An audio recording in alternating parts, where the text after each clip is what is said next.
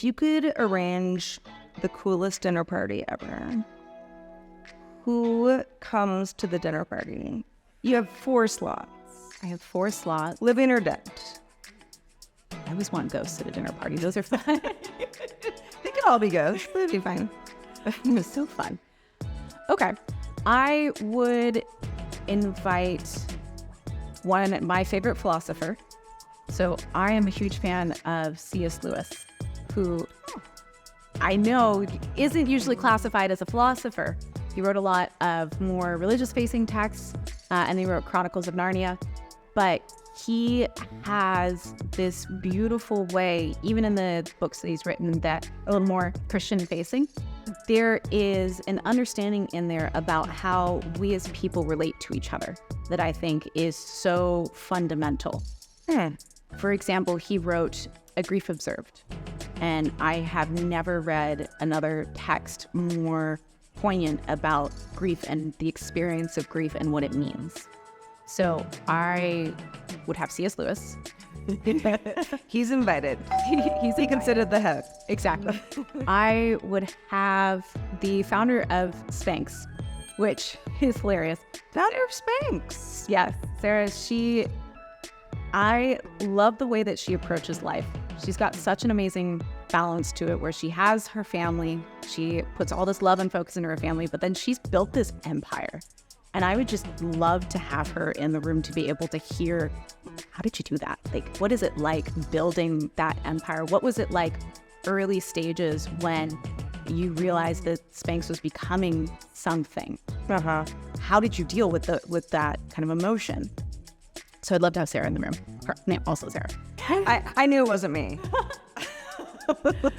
I would have the author of You Are Not a Gadget, Jaron Lanier. I don't know the book. I am the worst person with names, so I know I'm mispronouncing his name right now. The book's fantastic. And you've probably seen him in an interview. He is the guy with the crazy dreadlocks, but just absolutely brilliant. Talks about a lot of future of AI technology. The point being, don't stop being a human. Yeah, exactly. Don't stop being your humanity is the best part of you. Yeah. Make that good. I love his thinking, and he's very, very technical in his thought. So I would love to have him there to bring in that in-depth understanding. He was one of the fathers, quote unquote, I think of VR. I think it is what his big claim to fame is. But he has this technical mind, but he always brings it back to, well, here's our humanity, our human thread throughout that. Yeah. I think he would add a great one. And then the last one would actually be my aunt, which is very funny, I know, to say. So Olivia Gambelin, she was actually just on the cover of the Silicon Valley magazine. She works at United right now. She's a badass. What does she do at United? So she runs all of West Coast public relations. Got it. United. So she's up with the executives. She is making all of this internal change at United, a very old incumbent company, and she's inside just slowly getting the ship to turn. And I would have her because of one of her own personal philosophies, the homie philosophy.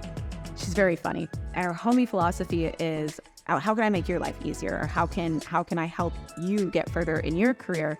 In the sense that you watch out for your homies, and you have your homies, and that they'll turn back around and they'll help you when you need it. But it's really done more of a selfless act. It's not, I'm doing this so that I get something back. It's, I'm doing this because I see what you're capable of, and I want you to be able to reach that.